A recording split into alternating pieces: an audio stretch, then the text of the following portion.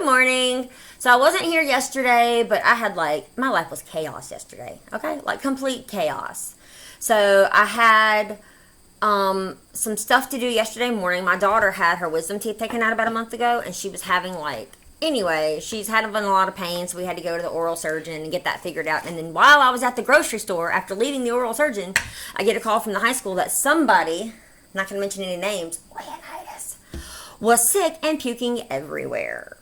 So I finished grocery shopping, I ran to the school, I picked him up, where he proceeded to puke all over the sidewalk. And then when we got home, he puked again. So my poor baby is home from school today with me today. So I just said home from school today with me today, didn't I? That doesn't make any sense. Well, okay. So he's kind of drowsy. He took some medicine yesterday, but we're not going to give him any today unless we have symptoms. So he's just a little drowsy still. Can you see yourself? Is your hair a mess? Here, I'll fix your hair. You got something on you? There we go. Isn't he handsome? So this is my son Leonidas. He's 14, and he is awesome. He's awesome. But he talked to me the other day, and he had me thinking, because he said, Mom, you change your mood all the time. And that got me thinking, okay, so I know what it's like to live with my side of having bipolar and anxiety and mental illness, but what is it like for other people to live with me? And so today we're going to talk to Leonidas for just a short few minutes, and then he's probably going to go lay back down because he's tired. And unfortunately, we have to do COVID testing because vomiting is a symptom of COVID, even though he's been fully vaccinated. Don't give me crap about getting him vaccinated. I have my own personal reasons why we did. Just, there's that forewarning. I don't care what you think about it. I've been vaccinated too. So, you know what? I will give you the short of it. The short version of it is, it didn't hurt me to be vaccinated, and my dad had cancer. So I want to do everything I could do to protect my dad. Okay? There. End of story. I'm sorry. I get on these little tangents, you know? I'm going to have a little sip of water, if y'all don't mind. Oh, I better hide the label, huh? I don't want anybody thinking I'm supporting a certain kind of water, because I don't. I'll tear the label off. Mostly because I hate the labels. Anyway. You hate that kind of water. Huh? You hate that water. I don't hate it. It's just not my favorite. He's telling me I hate this water, but y'all heard that because you're sitting right next to me.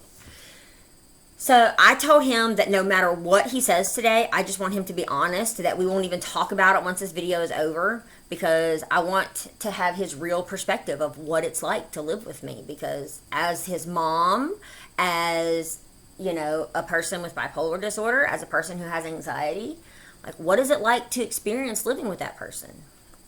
So what are some of the good things about living with a mom who has bipolar disorder? I don't even know what that is. It's my disorder where my mood changes and stuff. You say yes. Huh? You say yes. I say yes. What do I say yes to? Can you talk a little bit louder so they can hear you good? Saying if we could have sweet or something. Saying they can have things. That's very true. Especially when I'm manic, huh? When I'm super, super hyper. I give y'all pretty much everything you want, don't I? Yeah. So that would go into the overspending category, where I don't really think about it. And I'm super fun mom. We do a lot of activities and stuff, don't we, when I'm hyper? Yeah. He's really tired. I picked a bad time to interview him. We're probably going to interview again later this afternoon when he's more awake. What do you think?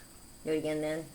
But I want to go ahead, since she's here, and ask you, what are some of the bad things? Just be honest. We'll ask you a question, and then you'll, chew us out just for asking you an innocent question. Okay. So I'm a lot more irritable? Yeah. That would be the anxiety and depression side of things. What are some of the things when I'm neutral? You know what I mean? When I'm not happy and I'm not sad. I don't know. You don't know? I've never noticed that.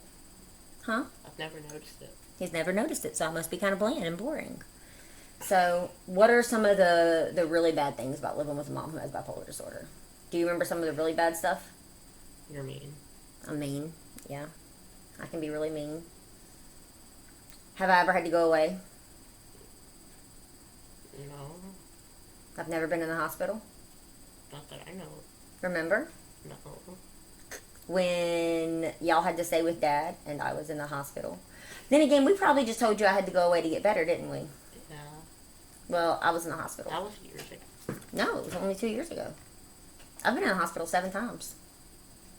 Did you realize that? No. And that's after you've been born. That's crazy, huh? Yeah. You can see that's another way that we like try to cope with it is we're not fully honest when I'm hospitalized with my children. We just tell them things like, well, mom has to go and get better, and sometimes I'm away doing something. But he's at an age now. Do you hear that, y'all? He acts like he's tired. He slept all day yesterday. But something that he's at an age now where I feel like we can be more honest. Like my older daughter, she knew I was in the hospital. She knew I was. And she knew that she had to kind of like step up and help take care of her brother and her sister and help her dad. So, what are some things that you wish were different with having a mom who has bipolar? Nothing. Nothing? Nothing. You're sure? You don't want me to ever be irritable or ever like fuss? Well, it's not your fault. I love this kid. We talk a lot about like mental illness in our house, don't we? Like anxiety. Yeah. Have you ever seen me super anxious? Can you remember what it was like? How was I acting and stuff? How was I acting? You kept shaking. Kept shaking? Yeah. You think about it at the concert? Yeah. Do you remember anything else? No. He was sitting several seats away from me. And so Jeff actually got up. I had a panic attack. We were going to see We Are Messengers and Toby Mac and some other people, but it was during the very opening band, which is We Are Messengers, which, by the way, look them up. I will totally advertise for We Are Messengers. They are a Christian band who sings awesome music. Anyway, I was so overwhelmed by the height of our seats and having my children there. I would imagine they were going to fall and die. And then the huge crowd of people that I was literally visibly shaking with fear and anxiety. So, is there anything else you want to add? Like anything random that you think about? No? You going to talk more about it later? You going to think about it for a little while? I didn't give him any warning, by the way. I wanted to get his honest answers.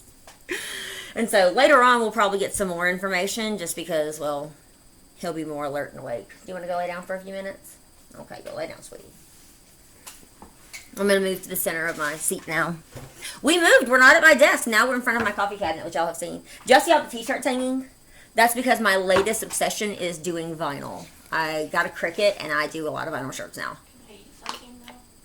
Yeah, have another piece of toast, and then if you hold that down good, then we'll eat something a little more filling. Okay? If you can hold down the toast for about another 30 minutes, we can eat something different. Okay. Maybe. He's starving. He did not eat yesterday except for breakfast. And so today, because his stomach is still a little uncomfortable, we're having to be really cautious. We just don't want him to get sick again. What you after, baby? Looking for the bread. Looking for the bread? Here you go. This is real life. This is motherhood. And I didn't want to always be like in the nice, quiet desk setting because I wanted y'all to see, like, I'm a real person. I have, like, real children that really interrupt and really need stuff when I'm doing things. Y'all hear my cat coughing? God. This is like the morning of distraction. But, I don't know, like, I'm probably going to talk to my daughters, too, and not give them any warning of what it's like to live with a mom who has mental illness. But I think that their opinion is going to be a little bit different because one of them is 17 and one of them is 9. And so my son is 14 in case I didn't say that. I don't really remember. I'm a little... I promise I took my meds this morning. But I'm still kind of symptomatic of ADHD early in the mornings. So it's kind of like... But, like, what do I want to be as a mom with bipolar? I want to be somebody who's honest with my children. And, like, I want to apologize when I'm irritable and in those bad moods. Later on, when I'm recovered from that, I want to talk to my kids and I want to apologize. I want them to know that I'm sorry. Because I think it's so important that we love our children in such a way where we value how they feel. Hey, could you do that on the counter, baby? It's shaking the table. I love you so much. He's making toast, and when he goes to open the jar, it's shaking the table like this. So, but I want to, like, talk to my kids about what it's like to have mental illness, and I want to have, like, that open relationship with them. And so the older they get, the more open I am about stuff. But I don't want to, like, overwhelm them with so much information that it's terrifying. So, anyway, this is going to be a super short vlog this morning, but I'm probably going to do another one later this afternoon because I didn't do one yesterday. So, anyway, I just want to say I love you guys. Thank you so much for like joining me in this journey, and thanks for listening to all of the randomness of my life. And I'm gonna leave a quote with you guys. It's actually one we've shared before, but it was really like on me today. Scars are not evidence of imperfection, but evidence of healing. And I think that's so important because, you know, I have emotional scars, I have physical scars. Would you stop that? He comes over here next to me to start coughing, y'all. I have a cat who has allergies. And he won't take Benadryl because it makes him foam at the mouth. It's kind of funny. Anyway, I'm so scattered this morning. But I love you guys so much. I thank you that you're willing to listen to me ramble on and on about what my life is like. And I'm probably going to see if I can convince my husband to come on camera. He said he has no desire to be internet famous. So, but I do want to like ask him just once if he'll listen and talk about some of the stuff that he's experienced because of my struggles in life. You know, what is his perspective of things? And I think it's really important to get your children's perspective of things. And I think if we're honest with our kids, these days so many children like commit suicide. They go through depression. They have anxiety. And we don't talk about it enough because we have the stigma attached to it. So if we start talking about it more and more and more, our kids are willing to ask us for help when they need help. Both of my older children have anxiety problems. Both of them. And when they go, like when my son goes to have a panic attack, even if he's at school, they know to call me because I know how to bring him down. You know, and I'm trying to teach him those life skills of how to be brought down from those anxiety and those panic attacks. My daughter, Stardust, who's 17, she is like, her and her dad are like inseparable. So he is like her person. When she gets really, really anxious and she gets super overwhelmed and she really can't, she was having panic attacks in the shower for a long time because of all the steam and just feeling enclosed in that small space. And so she would get out of the shower and be crying, and her dad could like go back there after she got dressed and talk to her for like 2 minutes, and she was better. He even put like a package of paper sacks in the bathroom so that if she's like getting ready to get in the shower and the steam is like overwhelming her, she can breathe into the bag and regulate her breathing. Like that's just the kind of dad that he is. Water break. I know it's called Coffee Talk with Holly, but I had my coffee really early this morning, and it is now currently 9:15, and there's no way I could have waited this long to have my coffee. But I had a lot going on this morning too, so we have a lot going on. My daughter left to go down to the neighbors who she rides to at school. And she forgot her backpack, so she got almost all the way there. And my husband was driving to work, and he saw her and hollered. He's like, "Hey, go back and get your backpack." So that was kind of funny. So anyway, legit, guys, we're going to leave for now. But I want to hear from you. Like, ask your kids, what's it like for you to have anxiety? Ask your spouse, what is it like to live with somebody who has anxiety? Ask yourself, how do you feel? I want you to, like, comment and let me know how you're feeling, because I want to touch base and see, like, if I'm actually helping anybody or if this is just more like a y'all listen to me ramble, because I want to know, like, about you. I want to know about you, too. So comment if you want to share this video so that other people can see, like, what it's like to be me, because I think I'm kind of, like, not super interesting, but kind of interesting. And I have a lot of really interesting events that have happened to me, whether they're traumatic or whether they're awesome. So anyway, guys, peace out. Love you.